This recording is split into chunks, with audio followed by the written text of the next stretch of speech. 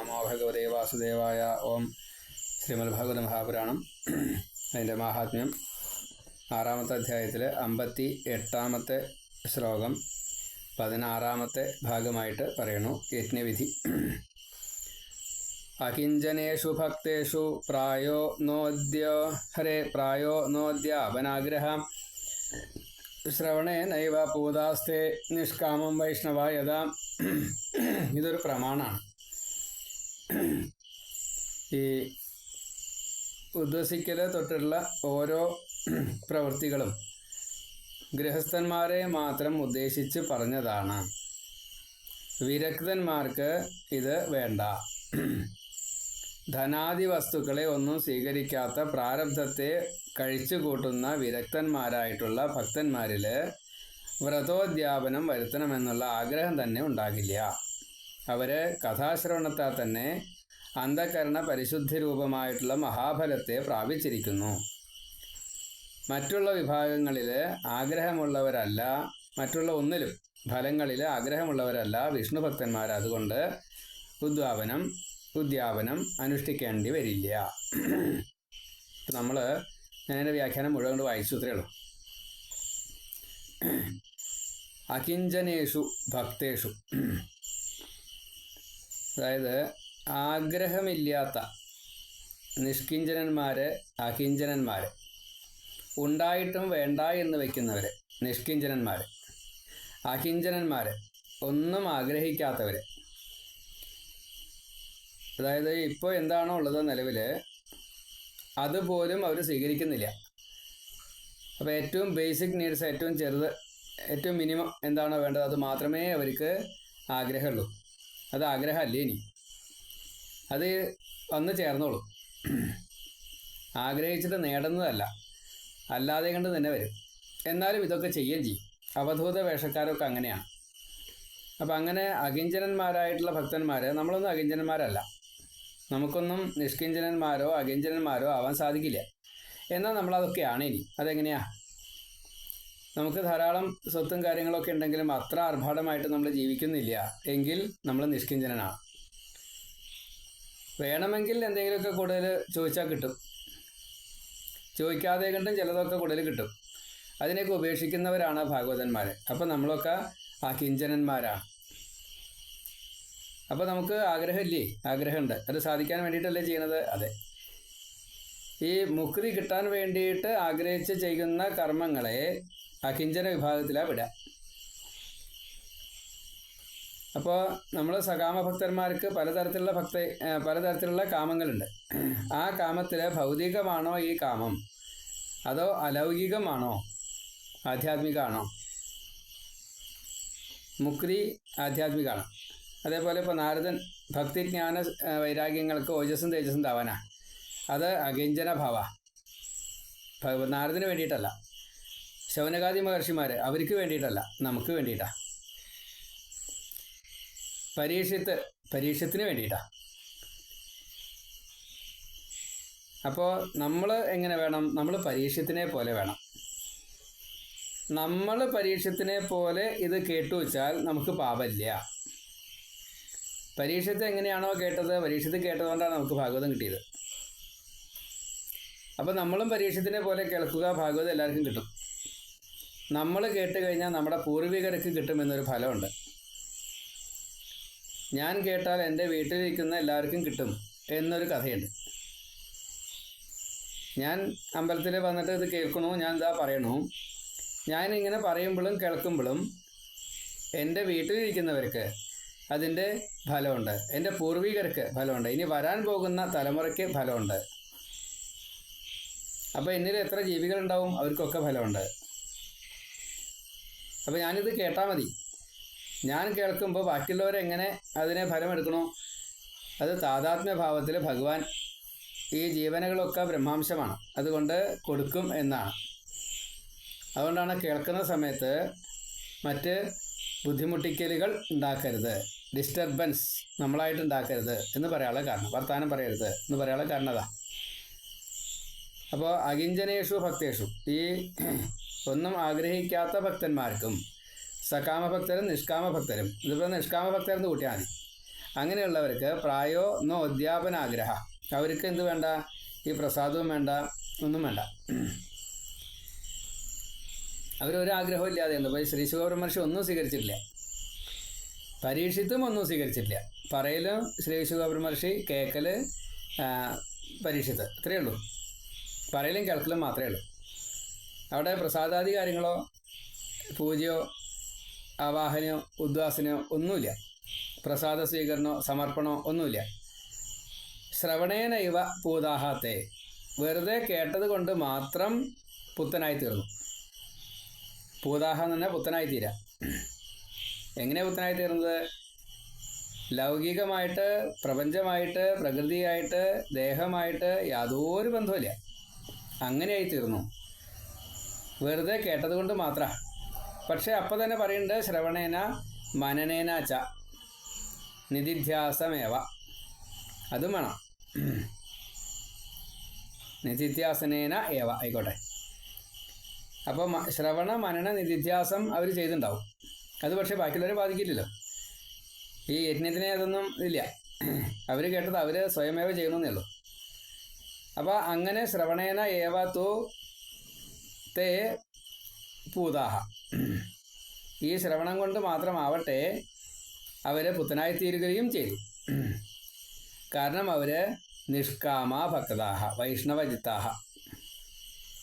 അതുകൊണ്ടാണ് ആരാണോ ഈ പ്രകാരത്തിൽ, യഥ ആരാണോ ഇപ്രകാരത്തിൽ വൈഷ്ണവ ചിത്താഹ വൈഷ്ണവാഹ നിഷ്കാമാഹ, അതേപോലെ അകിഞ്ചനാഹ നിഷ്കിഞ്ചനാഹ ഭക്താഹ, അവർക്കൊക്കെ ഈ ശ്രവണേന ഏവ പൂതാഹ, അവർക്ക് എന്ത് വേണ്ട? ഈ ഫലസ്വീകരണങ്ങളൊന്നും വേണ്ട, ഉദ്യാപനാദി യാതൊന്നും വേണ്ട. അകിഞ്ചനേഷു ഭക്തേഷു പ്രായോ നോദ്യാപനാഗ്രഹ ശ്രവണേനൈവ പൂതാസ്തേ നിഷ്കാമ വൈഷ്ണവായത. ഇല്ലാത്തതായിട്ടുള്ള ഭക്തന്മാർ സാമാന്യേന പ്രായോ സാമാന്യേന നോദ്യാപനാഗ്രഹ, അവർക്ക് ഈ ഫലസ്വീകരണത്തിന് താല്പര്യമില്ല. ഫലസ്വീകരണം എന്നുള്ളത് നമ്മൾ ഉദ്ദേശിച്ചത് ഈ ഉദ്വാസനം പുഷ്ടിപ്പെടുത്തുവാൻ വേണ്ടിയിട്ട് ഈ ചൈതന്യത്തെ നമ്മുടെ ഉള്ളിലേക്കാക്കാം. അതിൻ്റെ മറ്റൊരു ഭാവമാണ് ഈ കുറിയിടലും തീർത്ഥം സേവിക്കലും പ്രസാദം സ്വീകരിക്കലും നൈദ്യം കഴിക്കലും ഒക്കെ. പ്രദക്ഷിണ നമസ്കാരവും ദാനവും അനുഗ്രഹം വാങ്ങലും ഒക്കെ ഇതിൽപ്പെട്ടതാണ്. അതൊന്നും വേണ്ട, ശ്രവണം കൊണ്ട് മാത്രം അവർ പുത്തനായിട്ട് തീരുന്നു. ഇങ്ങനെയുള്ള നിഷ്കിഞ്ചനന്മാർ, അകിഞ്ചനന്മാർ, നിഷ്കാമന്മാർ അവർ പുത്തനാവുന്നത് എങ്ങനെയാണ്? വൈഷ്ണവചിത്തന്മാരാണ്. അവർക്ക് വേറൊന്നും വേണ്ട, അലക്ഷ്യ സഞ്ചാരഗതിയുള്ളവരാണ്, അവധൂത വേഷം അങ്ങനെയുള്ളവരാണ് അവർ. നിഷ്കാമ വൈഷ്ണവ യഥ, അവർക്കും ഈ ഫലത്തെ കിട്ടും. അപ്പോൾ നമ്മളൊക്കെ ആ ഭാവത്തിൽ ഇരുന്നാൽ മതി. എങ്ങനെ ഇരിക്കുക? ഇതൊക്കെ സ്വീകരിക്കും വേണം, എന്നിട്ട് അങ്ങനെ ഇരിക്കും വേണം. അവിടെയാണ് രണ്ട് തോണിയിലും കാലിടാം. രണ്ട് തോണിയിൽ കാലിട്ടപ്പോഴും താഴത്തെ വീഴും നമുക്കറിയാലോ അത്. പക്ഷേ ഇവിടെ അതിനാ കുഴപ്പമില്ല. നമ്മുടെ ഭാവം എല്ലാറ്റിൽ നിന്നും മുക്തി കിട്ടണേ എന്നുള്ള ഭാവത്തോട് കൂടിയിട്ട് ഈ യജ്ഞത്തിൻ്റെ ഫലം മുഴുവൻ നമുക്ക് കിട്ടണം. കാരണം മുക്തിയാണ് ലക്ഷ്യം. മുക്തി ലക്ഷ്യമായുള്ള ഒരാൾക്ക് ഈ ഫലസ്വീകരണത്തിൻ്റെ ആവശ്യമില്ല. പക്ഷേ ഈ ഫലം സ്വീകരിച്ചാലേ മുക്തി കിട്ടുള്ളൂ.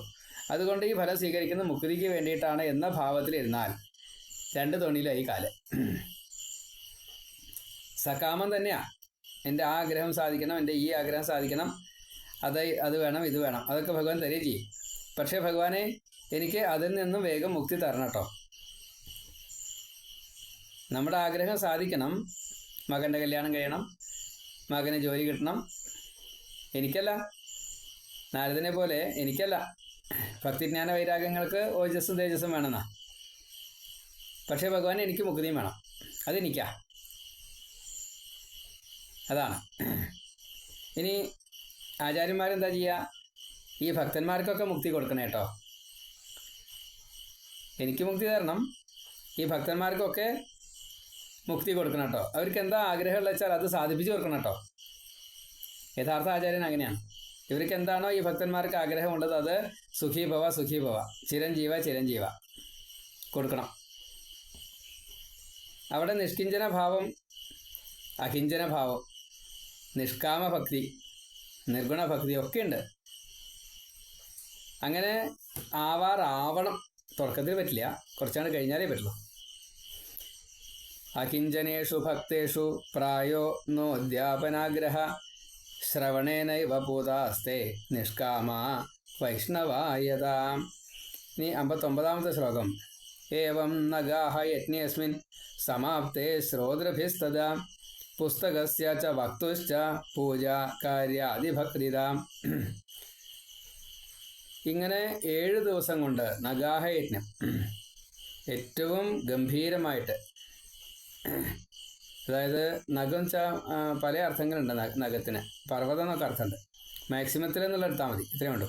വളരെ നന്നായിട്ട് തന്നെ ഈ ഭാഗവത സപ്താഹ യജ്ഞം നന്നായിട്ട് തന്നെ സമാപിക്കുകയാണ് എങ്കിൽ അസ്മിൻ സമാപനെ, ഈ സമാപനത്തിൽ ശ്രോതൃഭിഹി തഥാ ശ്രോതാക്കൾ മുഴുവനും പുസ്തകസ്യ, നമ്മൾ എല്ലാ ദിവസവും രാവിലെ പുസ്തകം പൂജിച്ചതിൻ്റെ ശേഷമാണ് തുടങ്ങുക. വൈകുന്നേരവും പുസ്തകത്തെ പൂജിക്കാറുണ്ട്. പക്ഷെ അതിന് കൂട്ടപ്രാർത്ഥനയൊന്നും പതിവില്ല, അത്രേ വ്യത്യാസമുള്ളൂ. പുസ്തകത്തിനെ പൂജിച്ച് പ്രദക്ഷിണം വെച്ച് നമസ്കരിച്ച്, അതേപോലെ വക്താവിനെ വക്തുഹൂച്ച, വക്താവിനും പൂജ കാര്യ അതിഭക്തിത, അതിഭക്തിയോട് കൂടിയിട്ട് ഈ കാര്യം നടക്കാനായിട്ടും കാര്യം നടത്തിയതിൻ്റെ നന്ദിയായിട്ടും അതിൻ്റെ ഒരു സമർപ്പണം എന്ന നിലയ്ക്കും വക്താവിനെയും പൂജിക്കണം. അപ്പോൾ ഭാഗവതം വായിക്കുന്ന ആചാര്യനിൽ ഈശ്വരൻ എന്നുള്ളൊരു ഭാവത്തിൽ ഗുരു ആയിട്ട് സങ്കല്പിച്ചുകൊണ്ട് നാം അവരെ ബഹുമാനിക്കണം, നമസ്കരിക്കണം, സമർപ്പിക്കണം. കാരണം അവരിൽ ദേവന്മാർ കുടികൊള്ളുന്നു, ആചാര്യന്മാരിൽ ദേവന്മാർ കുടികൊള്ളുന്നു. അപ്പോൾ ആചാര്യനൊരു കടമയുണ്ട്. എന്താ ആചാര്യൻ്റെ കടമ? ഒരു കാരണവശാലും ഒരു തെറ്റും ചെയ്യാൻ പാടില്ല. ആചാര്യൻ തെറ്റ് ചെയ്താൽ അതിൻ്റെ ഫലം ആചാര്യന് മാത്രമല്ല കിട്ടുക, ആചാര്യൻ്റെ കുടുംബത്തിലുള്ള എല്ലാവർക്കും കിട്ടും. പൂർവികർക്കും കിട്ടും, വരും തലമുറയ്ക്കും കിട്ടും, അപ്പുള്ളവർക്കും കിട്ടും. അപ്പോൾ ആചാര്യൻ ഒരിക്കലും തെറ്റ് ചെയ്യാൻ പാടില്ല, ഒരു തെറ്റും ചെയ്യാൻ പാടില്ല. അല്ലെങ്കിൽ അയാൾ ആചാര്യനായിട്ട് ഇരിക്കാനുള്ള അർഹതയില്ല. അപ്പോൾ വളരെയധികം മനസ്സിരുത്തണം. കാരണം ദേവന്മാർ ആചാര്യനിലിരിക്കുക. രാജാവിൽ എങ്ങനെയാണോ ഈ ദേവന്മാരിരിക്കുന്നത്, അതേപോലെ തന്നെ ആചാര്യനിലും ഈ ദേവന്മാരിരിക്കുന്നുണ്ട്. അതുകൊണ്ട് വ്യാസനെ പോലെ, ശ്രീശുഖ ബ്രഹ്മർഷിയെ പോലെ, നാരദനെ പോലെ, സനകാദികളെ പോലെ ഗുരുസ്ഥാനത്തിരിക്കുക, ഗോകർണനെ പോലെ. അപ്പോൾ അവരൊന്നും ഒരു തെറ്റും ചെയ്യാത്തവരാ. അവരൊക്കെ ഈ പരോപകാരാർത്ഥമാണ്. അതുകൊണ്ട് ആ ഭാവത്തിൽ ഈ ആചാര്യൻ ഇരുന്നിട്ടില്ലെങ്കിൽ അത് വലിയ ദോഷമാണ്. അപ്പം അങ്ങനെ ഇരിക്കുന്നതായിട്ടുള്ള ആചാര്യനെ പൂജിക്കുക, സന്തോഷിപ്പിക്കുക, ദാനം കൊടുക്കുക, അവർക്ക് വേണ്ടത് ചെയ്തു കൊടുക്കുക, അത് നിർബന്ധമായിട്ടും ചെയ്യണം. അവരെ പൂജിച്ചാൽ ശ്രീകൃഷ്ണനും ഇഷ്ടമാണ്. അപ്പോൾ ഗ്രന്ഥപൂജ, ഗുരുപൂജ, ദേവതാപൂജ, ഇത് മൂന്നും നമ്മൾ 3 നേരവും ചെയ്യണം. രാവിലെ കൂട്ടപ്രാർത്ഥനയോട് കൂടിയിട്ട് ഇത് 3 ചെയ്യും. അപ്പോൾ ആചാര്യന് ദക്ഷിണ കൊടുക്കും. അതേപോലെ തന്നെ ഇതിങ്ങനെ രാവിലെയും ഉച്ചയ്ക്കും വൈകുന്നേരം ഇങ്ങനെ പൈസ കൊടുക്കുക എന്നുള്ളത് എളുപ്പമല്ല. അപ്പോൾ ദിവസത്തിൽ ഒരിക്കലെങ്കിലും ഒരു തവണയെങ്കിലും കൊടുക്കുകയും വേണം. ഒന്നുകിൽ രാവിലെ, അല്ലെങ്കിൽ ഉച്ചയ്ക്ക്, അല്ലെങ്കിൽ വൈകുന്നേരം ഒരു തവണയെങ്കിലും കൊടുക്കുകയും വേണം. അത് 7 ദിവസം വന്നിട്ടും കൊടുക്കാത്ത മിടുക്കന്മാരും ഉണ്ട്. 7 ദിവസം വന്നിട്ട് ഊണ് കഴിച്ച് പോകുന്നവർ അമ്പലത്തിലേക്ക് കൊടുത്തിട്ടുണ്ടാവും, കമ്മിറ്റിക്കാർക്കും കൊടുത്തിട്ടുണ്ടാവും. അവരുടെ കാശെടുത്തിട്ടാണല്ലോ ഇതാൾക്ക് ഈ പറയണ ആൾക്ക് വിലയൊന്നുമില്ല, ഒരു വിലയില്ല, അയാൾക്ക് കൊടുക്കണത് എന്ന് പറയുകയും ചെയ്യും. അത് വേറെ ഇത് വേറെ, അത് രണ്ടും രണ്ടാ, അതിനെ കൂട്ടിക്കടിപ്പിക്കണ്ട. ഇപ്പോൾ പറഞ്ഞു വന്നതിൻ്റെ സാരത്രേ ഉള്ളൂ. നമ്മൾ യജ്ഞത്തിൽ പങ്കെടുക്കുകയാണെങ്കിൽ 7 ദിവസവും നമ്മൾ പങ്കെടുക്കും. അപ്പോൾ ഈ 7 ദിവസം പങ്കെടുക്കുന്ന ഒരാൾ ഒരു നേരമെങ്കിലും ആചാര്യന് ദക്ഷിണ കൊടുത്തിരിക്കണം. അത് ആചാര്യന് തന്നെ കിട്ടണം. മറ്റവൻ കൊണ്ടുപോകാൻ വേണ്ടിയിട്ട് കൊടുത്തിട്ട് കാര്യമില്ല. പല അമ്പലങ്ങളിലും അത് കാണാം. ആചാര്യനെന്ന് വിചാരിച്ചിട്ട് ഇതിലിടും, ഉരുളിയിലിടും. ഉരുളി വൈകുന്നേരം ആകുമ്പോൾ കമ്മിറ്റിക്കാർ കൊണ്ടുപോകും. അത് വലിയ ബദ്ധാ, ചെറിയ ബദ്ധല്ല, വലിയ ബദ്ധാണ്. പറഞ്ഞു വന്നതിൻ്റെ സാരത്രേ ഉള്ളൂ. എല്ലാ ദിവസവും യജ്ഞത്തിൻ്റെ സമാപനമുണ്ട്. ഒടുക്കത്തെ സമാപന ദിവസം സമാപനം വേറെയാണ്. അപ്പോൾ ആ സമയത്ത് എല്ലാവരും ദക്ഷിണ കൊടുത്ത് അദ്ദേഹത്തിനെ സന്തോഷിപ്പിക്കുകയും വേണം. ഏവം നഗാഹ യജ്ഞേ അസ്മിൻ, ഇങ്ങനെ ഈ അതിഗംഭീരമായിട്ട് നടന്ന സപ്താഹ യജ്ഞം ഭാഗവതം പാരായണം അസ്മിൻ സമാപ്തേ, അതിൻ്റെ സമാപനത്തിൽ ശ്രോതൃഭിഹി തഥാ, ശ്രോതാക്കളെല്ലാവരും അതിനുശേഷം സപ്താഹം കഴിഞ്ഞതിന് ശേഷം പുസ്തകസ്യ ച, പുസ്തകത്തിനെ പൂജിക്കണം, അർച്ചനാദികൾ ചെയ്യണം. അപ്പോൾ നമ്മൾ സാധാരണഗതിയിൽ അത് എങ്ങനെയാണ് ചെയ്യാറ്? നമസ്കാരമായിട്ട് ചെയ്യാറുള്ളൂ. രാവിലെയോ അർച്ചനയായിട്ട് ചെയ്യാറുണ്ട്. പുസ്തകസ്യ ച വക്തുഹു ച, വക്താവിനെയും പൂജ. എങ്ങനെയാണ് പൂജിക്കുക? ഓരോരുത്തർക്കും ഓരോ പൂജ. ആനയ്ക്ക് പട്ടയാണ്, പശുവിന് പുല്ലാണ്, മനുഷ്യന്മാർക്ക് ചോറാണ്. അപ്പോൾ ഈ വ്യത്യാസത്തിനനുസരിച്ച് വേണം. അങ്ങനെ പൂജ കാര്യാദി ഭക്തിത, കാര്യം നടത്തി തന്നതായിട്ടുള്ള അതിൻ്റെ നന്ദിയായിട്ടും കാര്യം നടക്കുവാൻ വേണ്ടിയിട്ടും ഇതിൻ്റെ ഒരു ഫലം കിട്ടണമെങ്കിൽ, അതിൻ്റെ ഫലം കിട്ടണ്ടേ, ആ ഫലം കിട്ടാൻ വേണ്ടി ഭഗവാന്റെ അനുഗ്രഹം കിട്ടണ്ടേ, അതിന് വേണ്ടിയിട്ടും അതിഭക്തിത, ഭക്തിയോട് കൂടിയിട്ട് അത് ചെയ്യണം.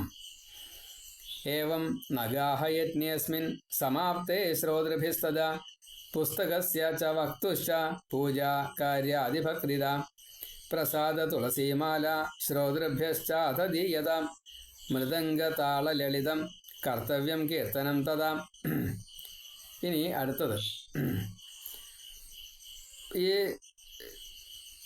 ഭാഗവതം കേട്ടതിന് ശേഷം എല്ലാ ശ്രോതാക്കൾക്കും പ്രസാദം മോദകം കൊടുക്കണം എന്നാ. മോദകം എന്ന് പറഞ്ഞാൽ ലഡ്ഡു ആവാം, അപ്പാവാം. സന്തോഷിപ്പിക്കുന്ന ഒരു സാധനത്തെ കൊടുക്കണം എന്നാണ്. ആഹാരമായിട്ട് തന്നെ കൊടുക്കണം മോദകം. അപ്പോൾ ഈ കൊടുക്കുന്നത് സന്തോഷത്തെ ഉണ്ടാക്കുന്ന ആഹാരം എന്നുള്ളത് വിശപ്പ് മാറുക എന്നൊരവസ്ഥ, നാവിന് രുചി കിട്ടുക എന്നൊരവസ്ഥ.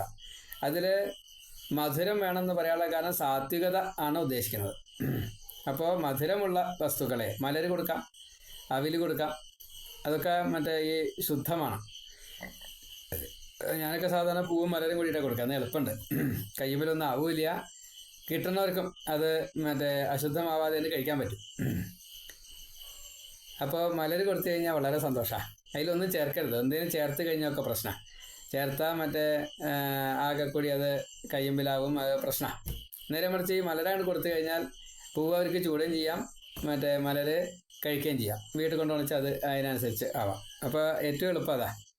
അല്ല മറ്റേ ലഡ്ഡു, അപ്പം, പഴം ഒക്കെ സെപ്പറേറ്റ് അതിനൊക്കെ വളണ്ടിയേഴ്സ് വേണം, അല്ലാണ്ട് ഒറ്റയ്ക്ക് കൂട്ടിയാൽ പറ്റില്ല, അല്ലെങ്കിൽ അത്രയും നേരം വേണ്ടേ. അങ്ങനെയൊക്കെ യജ്ഞപ്രസാദമായിട്ട് എന്തെല്ലാം കൊടുക്കുന്നവരുണ്ട്. ചില സ്ഥലങ്ങളിലൊക്കെ ഈ രുക്മിണി സ്വയംവരം അവതാരമൊക്കെ കഴിയുന്ന ദിവസങ്ങളിൽ ഒരു 7 ആളോ 8 ആളൊക്കെ വേണം. എന്നാലേ വിവിധ പദാർത്ഥങ്ങൾ ഓരോരുത്തർക്ക് കൊടുക്കാൻ പറ്റും. എല്ലാവർക്കും ഇത് കൊടുക്കണ്ടേ, ഓരോരുത്തരെ കൊണ്ട് ഓരോന്ന് കൊടുപ്പിക്കുക. പ്രസാദമായിട്ടും തിന്നാനുള്ളതായിട്ടും പിന്നെ പായസം തുടങ്ങിയുള്ള കാര്യങ്ങളുണ്ടാവും, പൂവായിട്ടും ഒക്കെ കൊടുക്കണ്ടേ, എല്ലാം കൊടുക്കാം. 5-8 സാധനം ഐറ്റംസൊക്കെ ഉണ്ടാവും. അങ്ങനെയൊക്കെ കൊടുക്കണം. പ്രസാദ തുളസിമാല. ഇനി പ്രസാദം പോലെ തന്നെ കുറിതാളുള്ള പ്രസാദം, പായസം തൊട്ടുള്ള പ്രസാദം, തുളസിമാല, പൂക്കള് ഒപ്പം മാല. പിന്നെയോ ശ്രോതൃഭിഹി ച അധ, ശ്രോതൃഭ്യാശ്ച അധ, ശ്രോതൃഭിഹി ച അധ. എന്താ വേണ്ടത്? ശ്രോതാക്കൾക്ക് കൊടുക്കണം. ദീയത, തുളസിമാല കൊടുക്കണം. പിന്നെയോ മൃദംഗ താള ലളിതം. ഈ താളവാദ്യങ്ങൾ, മൃദംഗാദി കാര്യങ്ങൾ, ഈ അസുരവാദ്യവും ദേവവാദ്യമുണ്ട്. ദേവവാദ്യം ഇടയ്ക്കാ തൊട്ടുള്ള കാര്യങ്ങൾ, ഇടയ്ക്കാ മൃദംഗമൊക്കെ താളവാദ്യത്തിൽ മറ്റേ ഈ സാധു മട്ട വരിക, സാത്വിക മട്ട വരിക, ദേവവാദ്യമാണ്. അപ്പം അങ്ങനത്തത് കർത്തവ്യം ചെയ്യുക തന്നെ വേണം. കീർത്തനം, ഇത് കഴിഞ്ഞാൽ ഒരു കീർത്തനം, അത് പതിവുണ്ട്. തഥാ, അതിനുശേഷം. അപ്പോൾ പ്രസാദ തുളസീമാല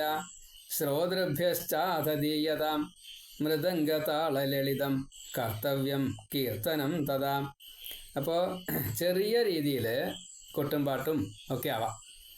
പക്ഷേ അതിന് വേണ്ടിയിട്ട് ഒരു വായനയ്ക്ക് പോയ സമയത്ത് ഈ നവാഹാണ് 9 ദിവസവും അവിടെ ഒന്നും ഉണ്ടായിരുന്നില്ല കേട്ടോ. മറ്റേ ഞാൻ തുടങ്ങുന്ന സമയത്ത് അത് കഴിഞ്ഞ് ഈ 9 ദിവസത്തേക്ക് ഒരു വലിയ ആകർഷകം അവിടെ വന്നു. ഈ 9ാമത്തെ ദിവസം കഴിയണ ദിവസം നമ്മുടെ സമയത്തെ അപഹരിച്ചുകൊണ്ട് ഒരു ഗംഭീര കൊട്ടും പാട്ടും, പാട്ടില്ല കൊട്ട മേളം എന്താ വെച്ചാൽ അത് അതിഗംഭീരമായിട്ടൊരു തായമ്പക മജ്ജാഞ്ചി എന്താണാവുക എന്തോന്ന് സാധനം എന്തോന്നുണ്ടായി നമ്മുടെ സമയത്തെ മുഴുവൻ അപഹരിച്ചു. എനിക്ക് വിഷമായി.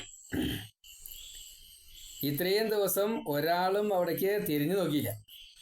ഈ അവസാന ദിവസം തട്ടി കൂട്ടിയിട്ട് ഒരു കൊട്ട. അപ്പോൾ ഞാനൊരു സമയം കൊടുത്തു, 1/2 മണിക്കൂർ കൊട്ടിക്കോളൂ. അവർ നിർത്തിയില്ല. ഞാൻ പറഞ്ഞു അവരോട്, മൈക്കിൽ പറഞ്ഞു, നിങ്ങളോട് 1/2 മണിക്കൂറേ തന്നിട്ടുള്ളൂ, 1 മണിക്കൂറായി, നീ നിർത്തിയിട്ടില്ല വെച്ചാൽ ഞാൻ എൻ്റെ കാര്യം കഴിച്ച് ഞാൻ പോകുമെന്ന് പറഞ്ഞു. അതവർക്ക് ഇഷ്ടമായില്ല. ഈ 8 ദിവസവും ഒരു സാന്നിധ്യവും ഉണ്ടായില്ല എന്നുള്ളതാണ്. ആ പറഞ്ഞ ഞാൻ തെറ്റുകാരനും ചെയ്ത അവരുടെ കൂടെ ഇവരൊക്കെ കൂടി, ജനങ്ങളൊക്കെ കൂടി. ഇത്രയും വലിയൊരു തെറ്റ് ഞാൻ ഇതുവരെ അനുഭവിച്ചിട്ടില്ല. തെറ്റ് മുഴുവൻ ചെയ്തത് അവരാ. ഞാനത് പറഞ്ഞത് മാത്രമേ ഉള്ളൂ. ഒരു പങ്കാളിത്തം ഇല്ലാതെ കിട്ട ഈ 8 ദിവസവും അവരുടെ ഒരവസ്ഥ. അതോ ഒന്നുമില്ലാത്ത ആ സ്ഥലത്തുനിന്ന് വലിയ ബാഹുല്യം ജനങ്ങളുടെ, പൈസ ധാരാളം വന്നിട്ടുണ്ട്. നമുക്കൊന്നും ഒന്നുമില്ല, അത് വേറെ വിഷയം, അത് പോട്ടെ. പക്ഷെ പറയാതിരിക്കാൻ പറ്റില്ലല്ലോ, അനുഭവമാണ്. അപ്പം അങ്ങനെയൊന്നുള്ള കുരുത്തക്കടൊന്നും ആരും ചെയ്യണ്ട. അതൊക്കെ വലിയ ദോഷമാണ്. പിന്നത്തെ വല്ല വേറൊരാളെ ആചാര്യനെ വിളിച്ചു, അയാൾ അവിടെ നിന്നുള്ള പൈസ മുഴുവൻ കൊണ്ടുപോയി മിടുക്കൻ. അതിന് കമ്മീഷൻ കൊടുത്തു കമ്മിറ്റിക്കാർക്ക്. പിറ്റത്തെ വല്ല ആദ്യം വിളിച്ചു. ഇതൊക്കെ നടന്ന സംഭവമാണ്. നമ്മളവിടെ എണ്ണയും തീരെ ഉണ്ടായിരുന്നില്ല, അത് ഉണ്ടാക്കി കൊടുത്തതാ. അത് ഉണ്ടാക്കി കൊടുത്തപ്പോൾ അവിടെ കുറച്ച് ഒരു കേവന്മാരാണ് അവർ ധൈര്യം. നമുക്ക് വിഷയമൊന്നും ഇല്ല കേട്ടോ ഇവരാ, എനിക്ക് യാതൊരു പ്രശ്നവുമില്ല. അവർ ചെയ്ത കുരുത്തക്കേടാണ്. എന്നിട്ട് എന്ത് ചെയ്തു, വേറെ ആളെ വിളിച്ചു. അയാൾ ഉള്ളതൊക്കെ വാരി കൊണ്ടുപോയി. ഈ കമ്മിറ്റിക്കാർക്ക് കമ്മീഷൻ കൊടുത്തു. വീണ്ടും അയാളെ തന്നെ വിളിച്ചു. എന്നാൽ ഈ ഭക്തജനങ്ങൾക്ക് വല്ലതും മനസ്സിലായോ? ഒന്നും തൊട്ട് മനസ്സിലായതുമില്ല. എന്തെങ്കിലുമൊക്കെ കാട്ടിക്കൂട്ടാൻ സാധിക്കും ചെയ്തവർക്ക്. അപ്പോൾ കണ്ണിൽ പൊടിയിട്ടു. ഇത് ഉണ്ടാക്കി തന്ന എന്നെ അവർ ഒഴിവാക്കുകയും ചെയ്തു. എങ്ങനെയുണ്ട്? ഇന്ന് അമ്പലങ്ങളിൽ നടക്കുന്ന കാര്യം ഞാൻ പറഞ്ഞു. ഭക്തിയോട് കൂടിയിട്ട് വന്ന് കമ്മിറ്റ്മെൻറ്റോട് കൂടിയിട്ട് അത് ചെയ്ത് അവിടേക്കുള്ള ശ്രേയസ്സിനെ പ്രദാനം ചെയ്ത് നമ്മുടെ പുണ്യ കൊടുക്കണം. പിന്നീട് നടക്കുന്നത് ഇത് കിട്ടിക്കഴിഞ്ഞാൽ വ്യയം ചെയ്യുക മാത്രം അവർ ചെയ്യണതേ.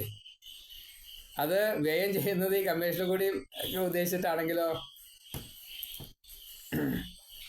അങ്ങനെയൊന്നും ആരും ചെയ്യരുത്. അതൊക്കെ പിന്നീട് വലിയ ദോഷമായിട്ട് വരും. അങ്ങനെ ദോഷം സംഭവിക്കാൻ വേണ്ടിയിട്ട് ഈ അമ്പലത്തിൽ പണിയെടുക്കാൻ വേണ്ടിയിട്ട് വരണോ? കമ്മിറ്റിക്കാരനായാലും ശരി, മാലക്കാരനായാലും ശരി, മേശാന്തി ആയാലും ശരി, തന്ത്രി ആയാലും ശരി, ഇന്നാളെന്നല്ല, എല്ലാവരും അതേപോലെ. ഞാനത് ആചാര്യനായിട്ട് ഞാൻ ചെന്നാലും ഞാനങ്ങനെ ചെയ്യാൻ പാടില്ല. ദേവന്റെ പ്രീതിക്ക് വേണ്ടിയിട്ടാവണം ഞാൻ ചെയ്യുന്നത്. ദേവന്റെ പ്രീതിക്ക് വേണ്ടിയിട്ട് ഞാൻ ചെയ്യുമ്പോൾ ദേവൻ സന്തോഷിച്ചു എന്ന് പറയുന്നത് മേശാന്തിയാണ്, അല്ലെങ്കിൽ ഊരാളനാണ്, അല്ലെങ്കിൽ തന്ത്രിയാണ്. തന്ത്രിയും ഊരാളിനെയും സാധാരണ കിട്ടാറില്ല, മേശാന്തിയെ കിട്ടാറുള്ളൂ. അപ്പം അതോടെ മേശാന്തിയെ കൊണ്ട് പറയിക്കും. ഞാൻ ഇന്നും അതൊക്കെ എന്നും എൻ്റെ യജ്ഞങ്ങൾക്കൊക്കെ അതാത് അമ്പലത്തിൽ മേശാന്തി നട തുറക്കും എങ്കിൽ, ചില മേശാന്തിമാർ നട തുറന്നു തരില്ല, നിവൃത്തിയില്ല. നട തുറക്കണ മേശാന്തിമാരോടൊക്കെ ഞാൻ പറയും. ഞാൻ അവരോട് ആദ്യമേ തന്നെ പറയും, ഇങ്ങനെ ഈ സമയത്ത് ഉണ്ടായാൽ എനിക്ക് സന്തോഷമാണ്. യജ്ഞ സമർപ്പണം കഴിഞ്ഞാൽ അവിടെ ശ്രീരാഗത്തിന് മുമ്പിൽ വെച്ച് അങ്ങ് ഇത് പറയണം. അത് ദേവൻ പറഞ്ഞ കൂട്ടത്തിലാണ് അതിൻ്റെ ഒരു നിയമം വരിക. അപ്പം അത് ചെയ്യാൻ അനുസരണശീലമുള്ളവർ ചെയ്യാറുണ്ട്. അല്ലാത്തവർ അമ്പലം തുറക്കില്ല, അല്ലെങ്കിൽ അമ്പലം അടച്ചു പോയിണ്ടാവും. ഇത് രണ്ടും ഞാൻ അനുഭവിച്ചിട്ടുണ്ട്. അപ്പോൾ വേണ്ടത് എന്താണ്? ഈ മേശാന്തി ഇതേപോലെ സഹകരിച്ച് നിൽക്കണം. അതേപോലെ കമ്മിറ്റിക്കാർ ഇവിടെ എന്താ നടക്കുന്നത് നല്ലോണം മനസ്സിലാക്കിയിട്ട് വേണം ചെയ്യാനായിട്ട്. എല്ലാ ആചാര്യന്മാരും ഒരുപോലെ ഒന്നല്ല. മിടുക്കന്മാരായിട്ടുള്ള ആൾക്കാർ കാശ് കൊണ്ടു പോകുന്നു.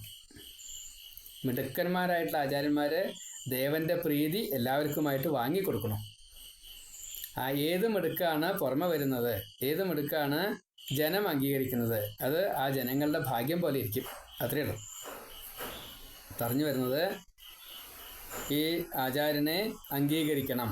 നമ്മൾ പ്രസാദം തുളസിമാല തൊട്ടുള്ളത് വീട്ടിലേക്ക് കൊണ്ടുപോകണം. അത് കൊണ്ടുപോകണം എന്തിനു വേണ്ടിയിട്ടാ? നമ്മുടെ സകാമങ്ങളൊക്കെ നടക്കുകയും വേണം, നമുക്ക് മുക്തി കിട്ടുകയും വേണം. പ്രസാദ തുളസിമാല ശ്രോതൃഭ്യശ്ചാഥ ദീയത മൃദംഗ താള ലളിതം. അത് ലളിതമായിട്ടേ ചെയ്യാവൂ. കർത്തവ്യം കീർത്തനം തഥാ. അതിനുശേഷം കീർത്തനാദികൾ കർത്തവ്യമായിട്ട് ചെയ്യുകയും വേണം. അവിടെയൊക്കെ ലാളിത്യം വേണം, നിർബന്ധമാണ്. അത് ഘോഷമാക്കണ്ട, എന്നാൽ വേണേ. അപ്പോൾ പറഞ്ഞു വന്നതിൻ്റെ സാരത്രേ ഉള്ളൂ. കണ്ണും ചെവിയും തുറന്നിരുന്ന് ശ്രദ്ധാപൂർവം ആചാര്യൻ എന്ത് ചെയ്യുന്നു, ശ്രോതാക്കൾ എന്ത് ചെയ്യുന്നു, ദേവി ദേവൻ ഇത് ഭഗവാൻ എപ്രകാരത്തിൽ ഇതിനെ സ്വീകരിച്ചിട്ടുണ്ട്, ശ്രദ്ധിച്ചിരുന്നാൽ പലതും മനസ്സിലാവും. ആ കമ്മിറ്റ്മെൻറ്റിൻ്റെ ഒരു നല്ല ഭാവത്തെ നമുക്ക് അനുഭവിക്കാൻ സാധിക്കും. അതിനെ അനുഭവിച്ചു കൊണ്ട് വേണം. അതിൻ്റെ ഉപഭോക്താക്കൾ ആരാ? ഊരാളന്മാർ ആദ്യം, പിന്നെയാണ് തന്ത്രി വരുന്നുള്ളൂ. ഒരാളുടെ സ്ഥാനം കഴിഞ്ഞിട്ടാ തന്ത്രി എന്നുള്ള ആർക്കും അറിയുന്നില്ല. തന്ത്രി അച്ഛൻ്റെ സ്ഥാനത്താണല്ലോ, അപ്പം അച്ഛനല്ലേ എന്നതാണ്. ഒരാളും ഭരണകർത്താവല്ലേ എന്നൊക്കെയാണ്. തന്ത്രിയെ മാറ്റാൻ അധികാരമില്ല. ശരിയാണല്ലോ, അച്ഛനെ മാറ്റാൻ അധികാരമില്ല. അതിനൊക്കെ കുറേ വ്യത്യാസങ്ങളുണ്ട്. വ്യാഴവട്ടം കഴിഞ്ഞാൽ അച്ഛനെ മാറ്റാം. അത് അതിൻ്റെ വിധി ഞാൻ ഇപ്പോൾ പറയണില്ല. ഏതായാലും പലതുണ്ട്. അച്ഛനെ മാറ്റാൻ പാടുമോ? അച്ഛനെ മാറ്റാൻ പാടില്ല അല്ലേ? അതെ, അതാണ്. ഏതായാലും പറഞ്ഞു വന്നേരം സാരത്രയുള്ളൂ. ഈ ദേവനെ ആശ്രയിക്കുന്ന ഭക്തന്മാർക്ക് അവർക്ക് എല്ലാവർക്കും എല്ലാ കാര്യങ്ങളും അത് കിട്ടുക തന്നെ വേണം. എന്താ കിട്ടേണ്ടത്? എന്താണോ ഈ ഭക്തന്മാർക്ക് ന്യൂനമായിട്ടുള്ളത്, സന്തതി ഇല്ല വെച്ചാൽ സന്തതി, ദാരിദ്ര്യമാണെന്ന് വെച്ചാൽ ധനം, എന്താ വേണ്ട വെച്ചാൽ അത് കൊടുക്കുക തന്നെ വേണം. ജോലിയാണോ വേണ്ടത്, അല്ലെങ്കിൽ വിദ്യയാണോ വേണ്ടത്, അങ്ങനെയുള്ളോ രോഗന്മാരോ പലതുണ്ട്. അതൊക്കെ സാധ്യമാവണം. അതിന് വേണ്ടിയിട്ടാവണം ഈ യജ്ഞം നടക്കൽ. അത് കിട്ടും, വേണ്ട രീതിയിൽ നടന്നാൽ കിട്ടും. അതുകൊണ്ടാണ് ഏതേന വിധിന എന്ന് പ്രത്യേകം പറഞ്ഞത്. അപ്പോൾ ഈ പ്രസാദങ്ങളെ നമ്മൾ സ്വീകരിക്കണം. പ്രസാദ തുളസി മാല, തുളസി മാല എന്ന് കൂട്ടിച്ചേർക്കാം. ശ്രോതൃഭ്യ ച അഥ ദീയതാം, അത് കൊടുക്കണം. എന്നിട്ടോ മൃദംഗ താള ലളിതം, ചെറുതായിട്ടുള്ളൊരു കൊട്ടപ്പാട്ട്, കീർത്തനങ്ങൾ, കർത്തവ്യം കീർത്തനം തഥ, ഇതൊക്കെ ചെയ്യുകയും വേണം. ഇങ്ങനെ 60ാമത്തെ ശ്ലോകത്തിൽ പറഞ്ഞു വെച്ചു. ഇനി അടുത്തത് 61ാമത്തെ ശ്ലോകം തൊട്ട് 17ാമത്തെ ഭാഗമായിട്ട് പറയാം. ഇപ്പോൾ 16ാമത്തെ ഭാഗമാണ് നമ്മൾ പറഞ്ഞത്. സർവത്ര ഗോവിന്ദനാമ സങ്കീർത്തനം ഗോവിന്ദ ഗോവിന്ദ നാരായണ